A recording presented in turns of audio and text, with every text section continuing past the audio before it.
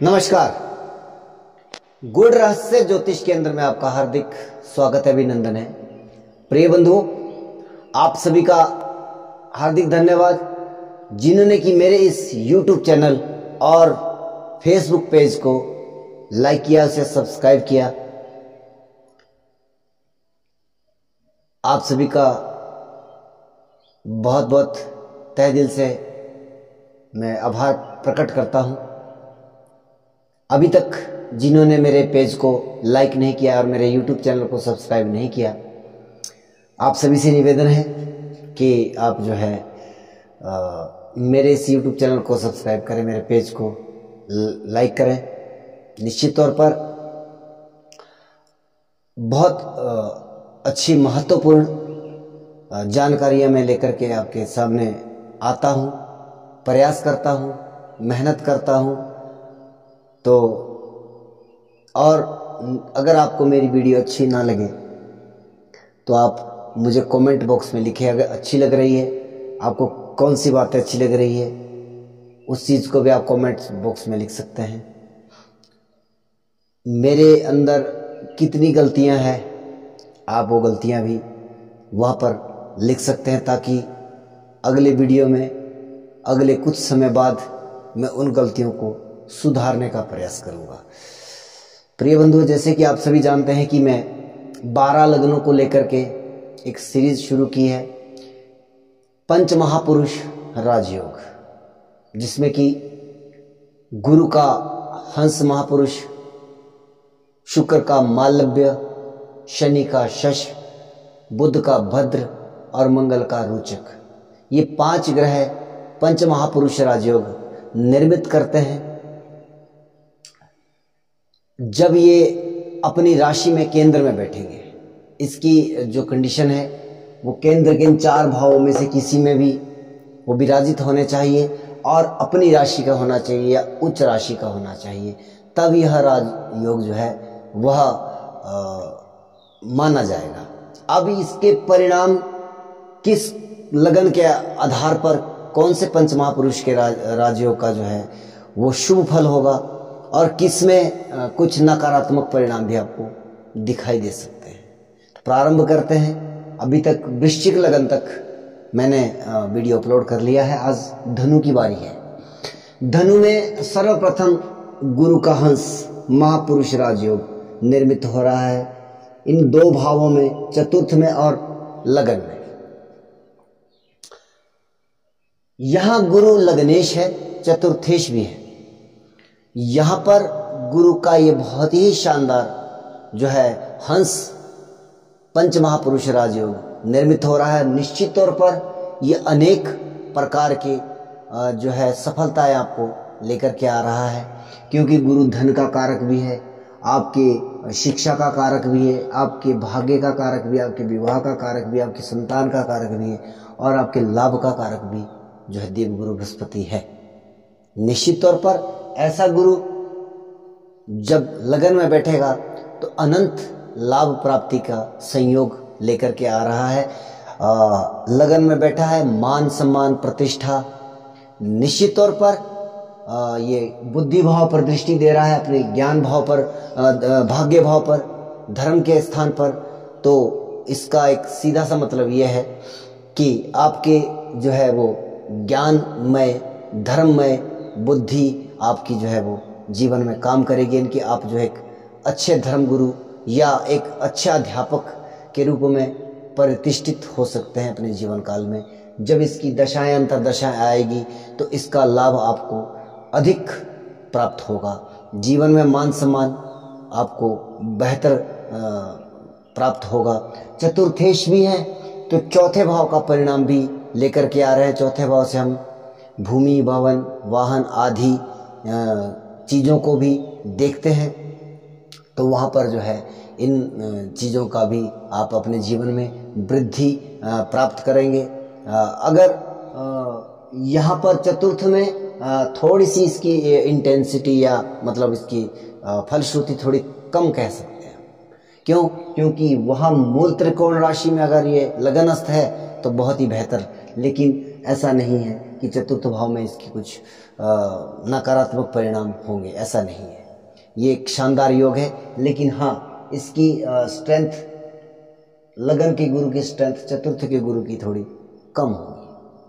तो यहाँ पर ये बहुत शानदार योग बना रहा है। चतुर्थ गुरु जो है अष्टम भाव और आपके 12वें भाव पर दृष्टि दे रहे हैं। इन भावों को ये बहुत ही शानदार सुखमय बना रहे हैं।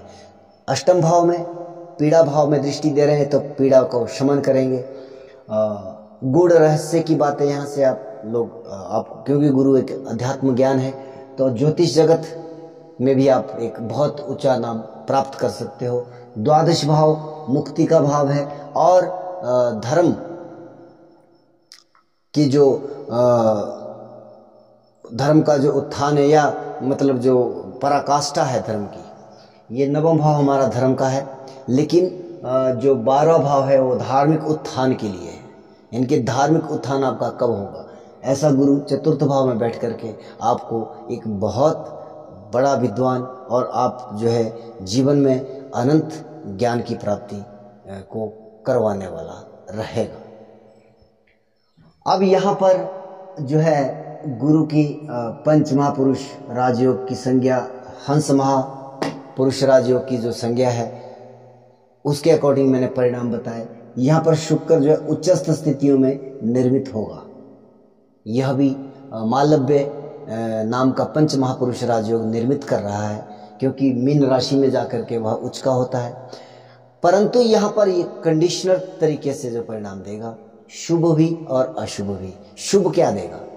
आपके भवन, वाहन, कार्य क्षेत्र, लग्जरी, संगीत, गीत, नृत्य, कला, या आप जो है एक्टिंग की दुनिया, जिसको सिने जगत से जोड़ करके भी हम देखते हैं, उन सब चीज़ों में बहुत अच्छा करने वाला ये गुरु होगा। चौथे भाव का कारक भी है, चौथे भाव में आकर के उच्च का भी हो रहा है। इन सभी चीज़ों को जीवन में आपको प्रदान करेगा। और गुरु की दशा 20 वर्ष की होती है, तो एक बहुत ही शानदार ये संयोग आपकी कुंडली में बन रहा है। यदि आपकी कुंडली में गुरु धनु लगन की कुंडली में चतुर्थ भाव में विराजमान है, शुक्र, क्षमा कीजिएगा, लेकिन ये मत भूलिएगा कि एक त्रिषडाय भाव का स्वामी है। और त्रिषडाय भाव का स्वामी जिस भाव में बैठता है या जिस भाव को देखता है, वहाँ से रिलेटेड रिश्तों में दरार या संबंध विच्छेद, या आप ये कह सकते कि उनको स्वास्थ्य को लेकर के समस्या, या फिर हो सकता है कि उनको मृत्यु तुल्य कष्ट भी ये दे देगा। इनके चतुर्थ भाव में बैठा है तो माता के लिए अरिष्ट कारक हो जाएगा। माता के लिए यह समय जब इसकी दशा अंतरदशा घटित होगी, तब ये बहुत ज़्यादा नकारात्मक रहेगा। नैसर्गिक तौर पर इसका इतना नकारात्मक परिणाम नहीं होगा।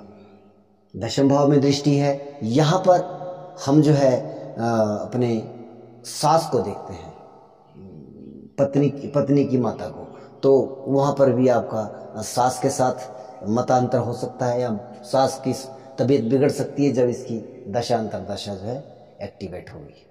तो मालव्य की कंडीशन है बुध का भद्र। अब ये बुध का जो भद्र पंच महापुरुष राजयोग है, निश्चित तौर पर केंद्र में निर्माण कर रहा है, लेकिन अभी यहाँ पर क्या है कि ये धनु लगन के लिए बुध जो है वो मारक परिस्थितियाँ निर्मित कर रहा है और बाधक परिस्थितियाँ भी निर्मित कर रहा है। तो मैं कई बार ये भी कहता हूँ कि मारक ग्रह कभी भी मारक भाव में ना हो तो ये ज़्यादा बेहतर परिणाम देता है वनस्पति इसके की कोई राजयोग ये देगा। मैं निश्चित तौर पर मानता हूँ आप बहुत बुद्धिमान, अपने व्यापारिक क्षेत्र में आप बहुत उन्नति करोगे, जो कि इसका परिणाम मिलता है शुभ परिणाम। लेकिन साथ साथ ये मृत्यु तुल्य कष्ट देने के लिए भी जिम्मेवार है अपनी दशा अंतरदशाओं में। और यहाँ पर ये थोड़ा सा नहीं, अधिक आप इसको मान लीजिए। यहाँ पर भी बुध जो है वो भद्र पंच महापुरुष राजयोग निर्मित कर रहा है, सर्वश्रेष्ठ है। निश्चित तौर पर चतुर्थ भाव पर दृष्टि डाल रहा है, चौथा भाव सुख का है। आप अपने सुख समृद्धि व्यवसाय के माध्यम से बुद्धि के बल पर जो है आप इन सब चीज़ों में उन्नति करोगे। जीवन में वाहन, मकान, क्योंकि चौथे भाव को देख रहा है, भूमि आदि का सुख आपको अपने बुद्धि मता के कारण क्योंकि आप व्यवसायिक क्षेत्र में बहुत उन्नति करोगे, बहुत उन्नति करोगे निश्चित तौर पर इसकी दशा अंतर दशाओं में।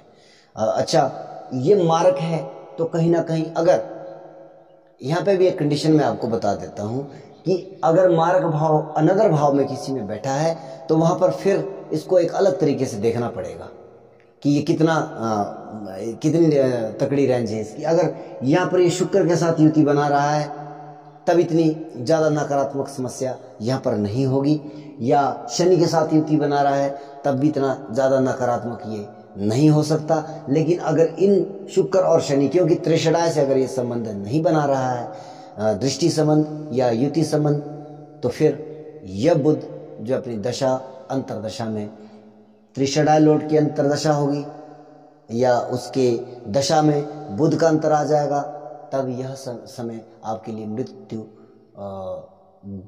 तुल्य कष्ट देने की सामर्थ्य रखता है। तो ये इसकी नकारात्मक परिणाम है। हमें राजयोग देख करके कभी भी ये नहीं समझना चाहिए कि अब हमारे जीवन में सब कुछ अच्छा होगा। ये आप इस बात को आप गांठ बांध लें, जो मेरे व्यूअर्स हैं, मेरे सुनने वाले लोग हैं, कि मैं कभी एक पक्ष को लेकर के कोई बात नहीं करता, और उसके पीछे का कारण भी होता है। आप जीवन में इस चीज़ को ऑब्जर्व भी करोगे, देखोगे कि हाँ, एक तरफ आपके जीवन में बहुत सारी खुशियाँ आ रही है, बहुत सारे आप डेवलपमेंट कर रहे हो, बहुत सारी तरक्की कर रहे हो, बहुत सारा धन आ रहा है, लेकिन दूसरी साइड क्या हो रहा है कि आपका स्वास्थ्य डैमेज हो रहा है, आपका व्यक्तिगत जो गृहस्थ जीवन है उसमें आपको समस्या आ रही है, आपके दाम्पत्य जीवन में समस्या आ रही है, आपकी पर्सनल लाइफ जिसको रिश्ते नाते हमारे माता पिता भाई बहन पति नाना नानी चाचा चाची आदि इन सभी रिश्तों से कई बार जो है त्रिषणाय भाव का स्वामी जो है वो नकारात्मक परिणाम देता है, भले ही वो एक राजयोग निर्मित कर रहा हो।